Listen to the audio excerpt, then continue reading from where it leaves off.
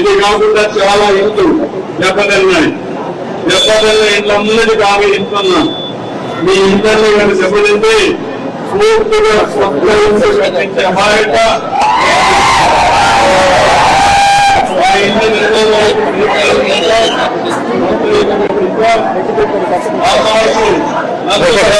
ఇచ్చి ఎవరైనా తోపుడు వెళ్ళబెట్టి 10,000 పెట్టి కొత్త పూర్తి ఖర్చుతో ప్రభుత్వాన్ని సరఫరా చేసే బాధ్యత కూడా తీసుకుంటాం. అది కూడా ఆధునికమైన వెంటనే మీకు ఇప్పించే బాధ్యత మాది. ఒక పైసా ఖర్చు లేకుండా కొంత ఖర్చులకు డబ్బులు ఇచ్చి కొత్త బస్సులు పంపించే బాధ్యత కూడా తీసుకుంటాం. ఎక్కడైనా ఆటో రిక్షాలు కానీ లేకపోతే సైకిల్ రిక్షాలు కానీ వారందరికీ ఒక్కొక్కరికి 10,000 రూపాయలు సహాయం చేసే బాధ్యత. ఇది కాకుండా ఇంకా అనేక విషయాల్లో రామసంధ్య ఉన్నాయి. కలెక్టర్కి స్పష్టమైన ఆదేశాలు ఇస్తున్నాం. 17వ తారీఖు లోపల మీ అందరికీ న్యాయం చేసే బాధ్యత తీసుకుంటాం. ఎక్కడైనా సరే పంట రివైవ్ చేయగలిగితే దానికి అవసరమైతే యూరియా గారి ఇవన్నీ ఇచ్చి మొత్తం ఇచ్చి మళ్ళీ కాపాడగలిగితే దానికి కూడా ఎరువుల సరఫరా కూడా చేయమని ఆదేశాలు ఇచ్చాం. అది కూడా చేపిస్తాం. ఇది కాకుండా ఈ ప్రాంతంలో మళ్ళీ చూస్తే ఏడు ఎప్పుడు ఎక్కువ నేర్పించిన భవిష్యత్తులో మళ్ళీ వరదలు కాకుండా ఏం చేయాలనేది చేస్తాం. దీనికి కావలసిన ఆధునీకరణ నేను ఒకటి హామీ ఇస్తున్నా. 1 ఎకరా పొలం కూడా వెళ్ళడానికి వీలు లేదు. దానికోసం ప్రణాళిక తయారు చేయమంటాం.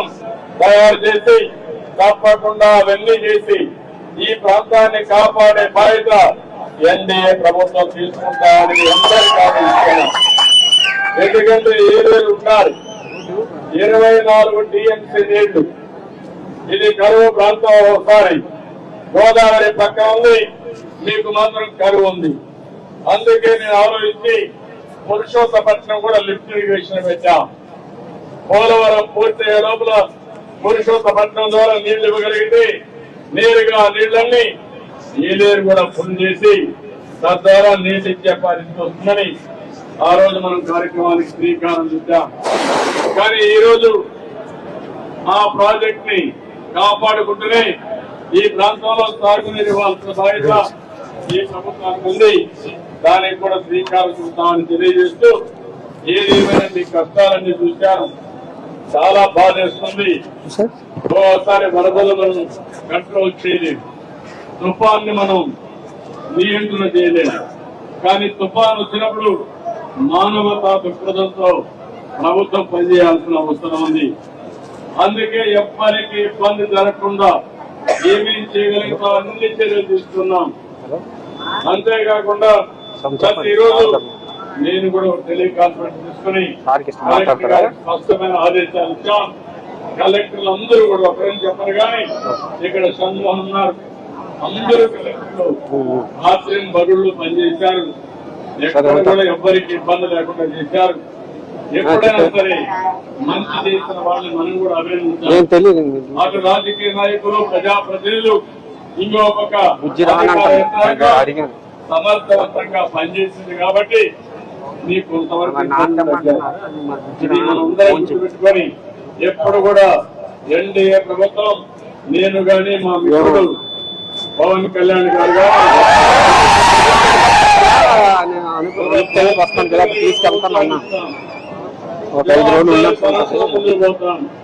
ప్రజాహితం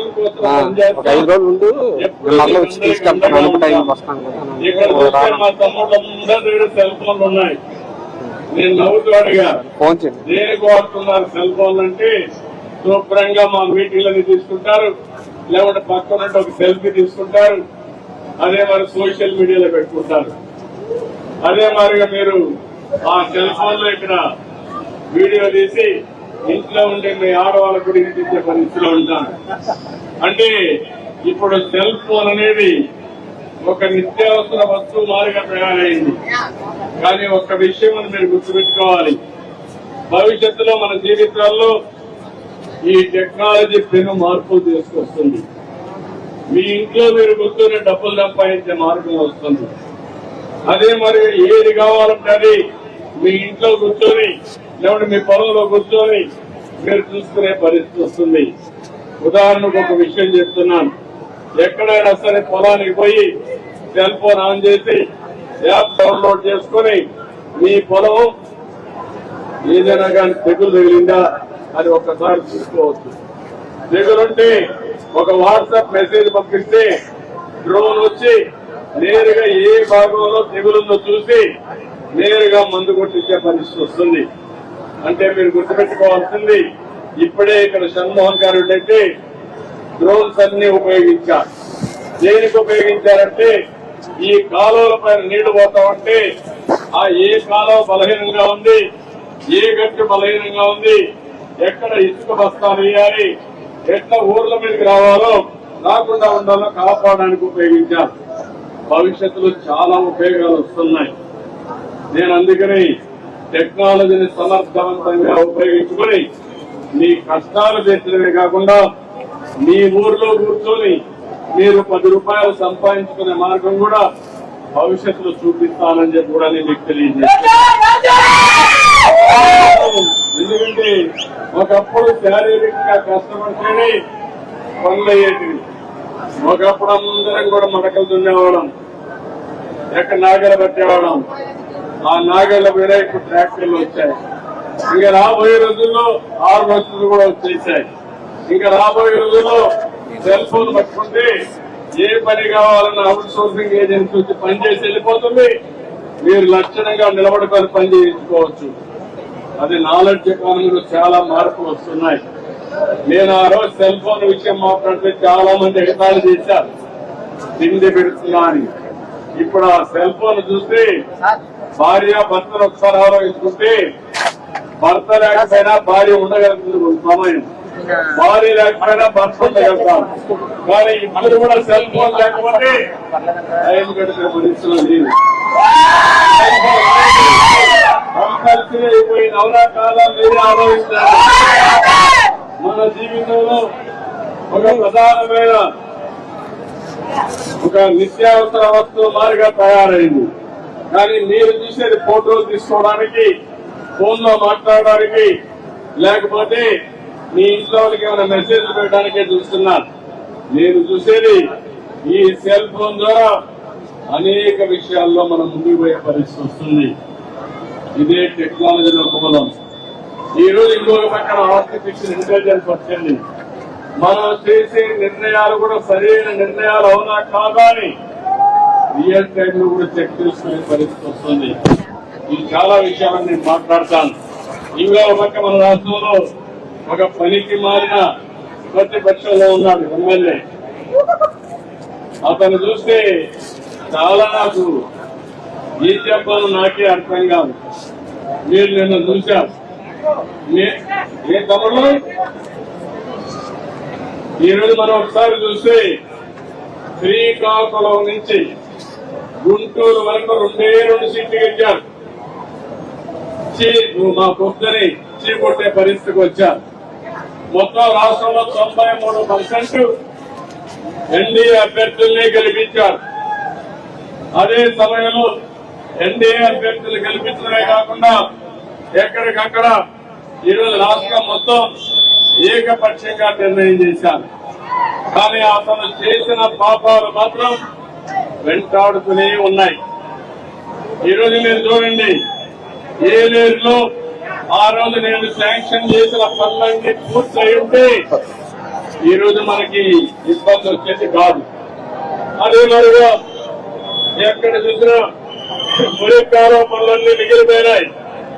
ఎక్కడికెక్కడ ఒక తట్ట మట్టి లేదు, కాలువల పనులు చేయలేదు, అభివృద్ధి చేయలేదు. ఇవన్నీ కూడా నిన్న మొన్న మేము చూస్తే ఇంకా ఒక ప్రకాశం బ్యారేజీలో 3 పడవలు పంపించి ప్రకాశం బ్యారేజీని డ్యామేజ్ చేయడానికి ప్రయత్నం చేశారు. అంటే బాబాయిని చంపి ఏ విధంగా ఆ రోజు వేరే వాళ్ళ మీద పెట్టాడో ఇప్పుడు ప్రకాశం బ్యారేజీని కూడా దెబ్బతీసి కొన్ని లక్షల మంది చంపేసి ప్రభుత్వ వైఫల్యం చెప్పడానికి ప్రయత్నం చేసే దుర్మార్గాన్ని ఏమనాలో మీరే ఆలోచించండి. పుడవేరు ఉంది, దాన్ని గంట పెట్టాడు. మేము వచ్చింది 80 రోజులు, ఇప్పటికి 80-90 రోజులే అవుతుంది. ఈ 90 రోజులు అన్ని చూసుకునే లోపల వర్షాలు వచ్చాయి.